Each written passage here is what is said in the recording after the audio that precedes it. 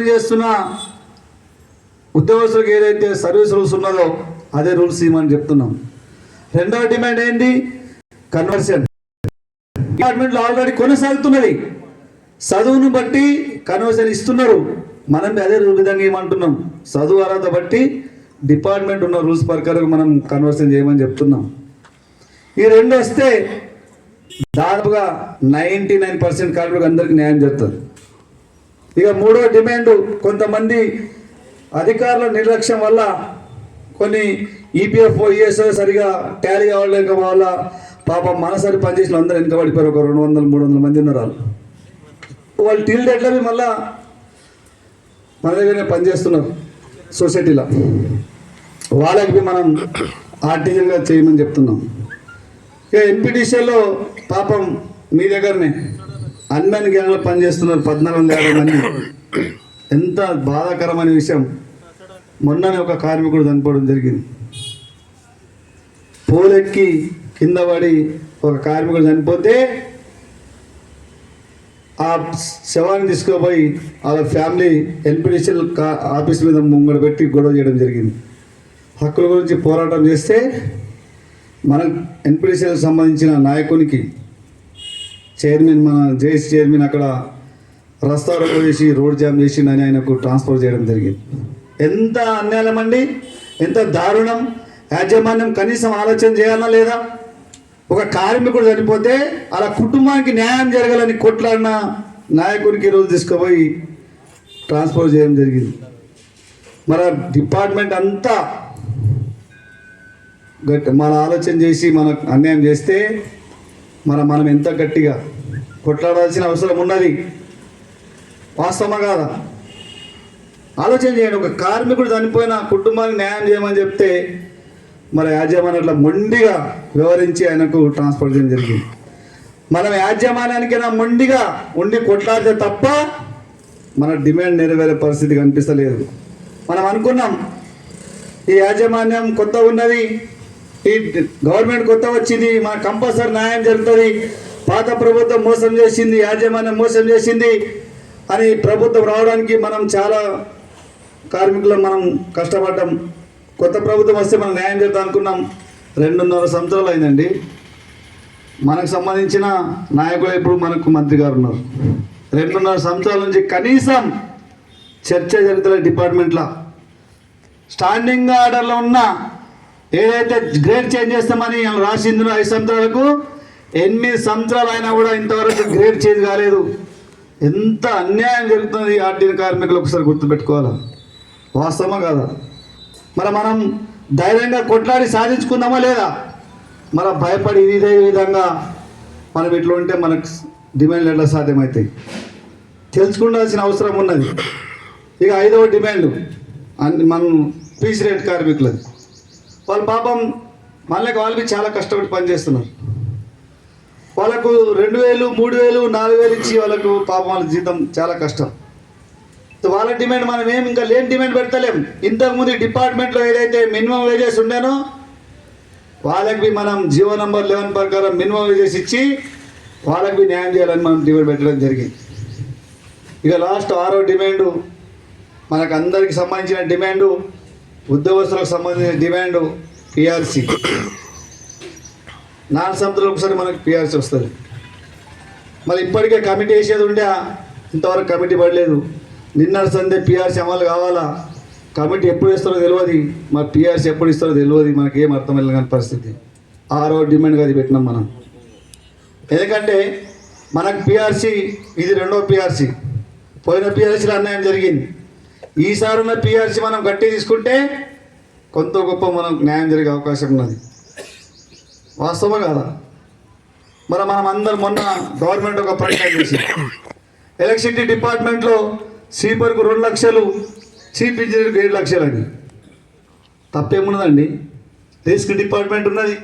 ఈ డిపార్ట్మెంట్లో తక్కువ జీతంతో వచ్చి 4 సంవత్సరాలకు ఒకసారి పిఆర్సీ తీసుకొని కష్టపడి పనిచేస్తారు. కాబట్టి పిఆర్సీ గట్టిగా 27 నుంచి 30% తీసుకున్నాం కాబట్టి వాళ్ళకు అంత జీతం ఉన్నది. అయినా వాళ్ళకి ఎవరికి ఉంటుందండి అది? 2 సంవత్సరాలకు సంవత్సరం వరకు రిటైర్మెంట్ అయ్యే అధికారులకు స్వీపర్కి ఉంటుంది. ఇప్పుడు ఎక్కిన స్లీపర్ చూస్తే అదే మళ్ళీ 12,000 20,000 ఉంటుంది జీతం వాళ్ళకి. వాస్తవం కదా? మరి వాళ్ళు 30 సంవత్సరాలు పనిచేసిర్రు, వాళ్ళకి జీతం ఉన్నది. మనకి ఎంత ఉన్నదండి? 30,000, 20,000, 35,000. అంటే డిపార్ట్మెంట్లో మనం లేమా? అంటే ఎలక్ట్రిసిటీ డిపార్ట్మెంట్లో వాళ్ళు రిటైర్మెంట్ అయ్యే వాళ్ళు జీతం నువ్వు ఆలోచన చేస్తావు తప్ప 24 గంటలు కష్టపడి పోలెక్కి మొత్తం సబ్ స్టేషన్లో 24 గంటలు పడుకొని గట్లలో కుక్కలేక ఒకటే సబ్ స్టేషన్లో పడుకుంటాడు. ఎవరైనా చూస్తున్నాడా? మరి డిపార్ట్మెంట్లో ఇంత తక్కువ జీతాలతో పని చేయించుకుంటున్నాం. వాళ్ళకి న్యాయం చేయాలని ప్రభుత్వం కానీ ఈ యాజమాన్యం కానీ ఉండాలా లేదా ఆలోచన చేయాల్సిన అవసరం మనకున్నది. వారు ఆలోచన చేయకుండా మనం కొట్లాడి వాళ్ళకు ఆలోచన చేపించి సాధించుకుంటే బాధ్యత ఎవరిది? మన ఆర్టికల్ కార్మికులది. దానికి ఇప్పుడు అందరూ సపోర్ట్ చేస్తున్నారు, కానీ ఆ సపోర్ట్ తీసుకొని కొట్లాడి సాధించుకునే బాధ్యత ఓన్లీ ఆర్టికల్ కార్మికులది ఉన్నది, అన్మెన్ కార్మికులది ఉన్నది, పీస్ రేట్ కార్మికులది ఉన్నది.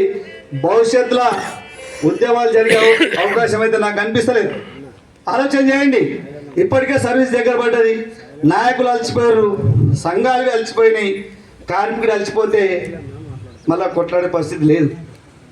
కొట్లాడకపోతే ఏ యాజమాన్యం కానీ ఏ ప్రభుత్వం కానీ ఆలోచన చేసి న్యాయం చేయాలనే ఉద్దేశం ఎవరికి ఉండదు.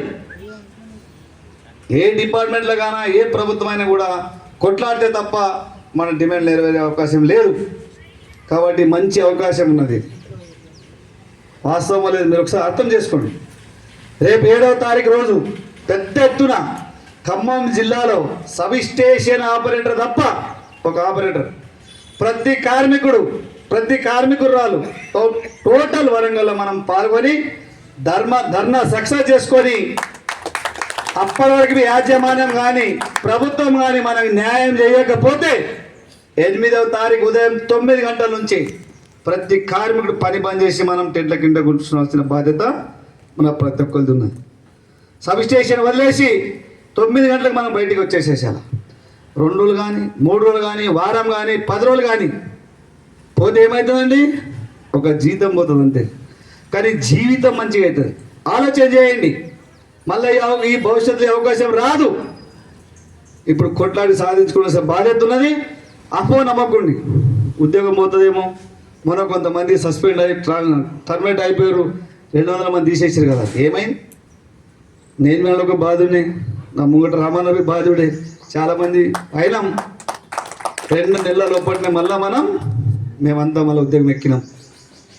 15 నెలల సేమ్ ఎక్కడైతే పని చేసినాం మళ్ళీ అక్కడ వచ్చి పని చేస్తున్నాం. ఆ రోజు ఎందుకు జరిగింది? కార్మికుడు రాక, ఉన్న కార్మికుడు భయపడడం వల్ల ఆ రోజు టర్మినేట్ చేయడం జరిగింది. ఎంతమంది చేయగలిగారు? 7,000 మంది ఉద్యమం చేస్తే 200 మంది చేయగలిగారు. ఆ 200 మంది చేసినప్పుడు ఆ 7,000 మంది కార్మికులు అట్లనే గట్టిగా ఉంటే ఎట్లా పోతుండే? 7,000 మంది తీసేస్తే ఉద్యోగం ఎవరు చేయాలా? సబ్ స్టేషన్లో 4 పని చేసేది ఇప్పుడు ఎంతమందితో పని చేపిస్తున్నారు? 2తోనే పని చేపిస్తున్నారు. ఎట్లా సాధ్యమవుతుంది ఉద్యోగం తీసేయడానికి? కానీ మనం భయపడుతున్నాం. ఆ భయమాన్ని తీసేసేయండి. భయపడితే పనులు కావు, తెగించి కొట్లాడాలా. 100% ఉద్యోగం కాదు కదా, జీవితం బాగుపడుతుంది. ఇది ఫస్ట్ మనం అర్థం చేసుకోండి. ఈ అర్థం చేసుకొని మనం ముందుకు పోతే తప్పకుండా మనకు న్యాయం జరుగుతుంది. ఇది అందరూ ఆలోచించి మీరందరూ మంచి నిర్ణయం తీసుకుంటారని ఆశిస్తూ, ఇప్పటికే సమయం చాలా అయింది.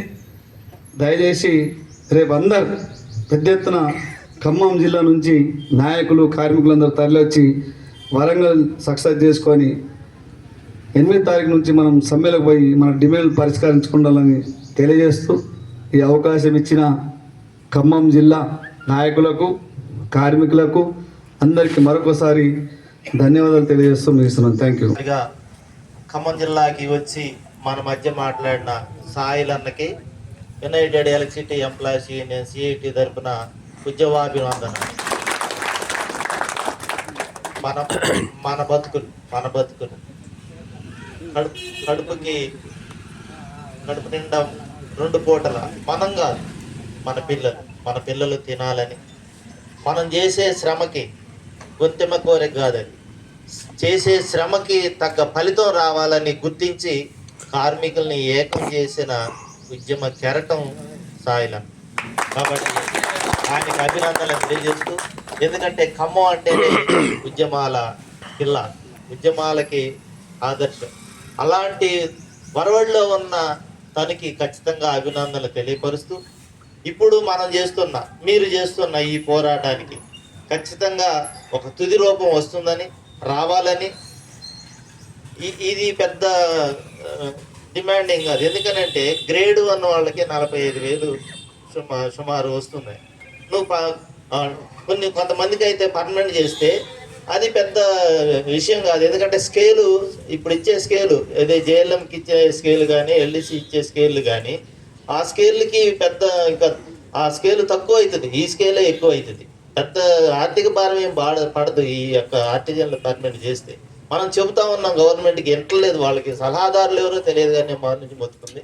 వీళ్ళని పర్మనెంట్ చేస్తే ప్రభుత్వం మీద ఎలాంటి భారము పడదు. డైరెక్ట్ పేమెంట్ అయితే మీకు భారం పడదని చెప్పినప్పుడే కదా డైరెక్ట్ పేమెంట్ చేసింది. మరి అప్పుడన్నా మీరు ఇప్పుడెందుకు ఇంటలేదు? వీళ్ళని పర్మనెంట్ చేసినా మీ మీద భారం పడదని చెబుతా ఉంటే ఎందుకు ఇంటలేదు? వీళ్ళకి సలహాదారులు ఎవరు? అందుకని వాళ్ళు ఎనకపోయినా యూనియన్లుగా అదేవిధంగా వర్కర్లుగా వీళ్ళని మరలా కొట్లాడి పోరాడి వీళ్ళకి తెలియపరచాల్సిన అవసరం మన మీదే ఉందని చెప్పేసి ఈ సందర్భంగా గుర్తు చేస్తూ, ఈ పోరాటంలో మీరు కలుపుకున్న మీటర్ రీడర్లు కానీ, బిల్ కలెక్టర్లు కానీ, అన్మ్యాన్లు కానీ, పీసీఎల్ కానీ, అదేవిధంగా స్టోరు ఎస్పీఎం కార్మికులను కూడా పీసీ రేట్ పేరు మీద కలుపుకున్నారు. మీ అందరి పోరాటానికి యునైటెడ్ ఎలక్ట్రిసిటీ ఎంప్లాయీస్ యూనియన్ ఖచ్చితంగా అండదండలుగా ఉంటుంది. మీరు ఏమీ భయపడాల్సిన పని లేదు. మీరు ఒక్కళ్ళు కాదు, మీ వెనక సంఘాలు ఉన్నాయి.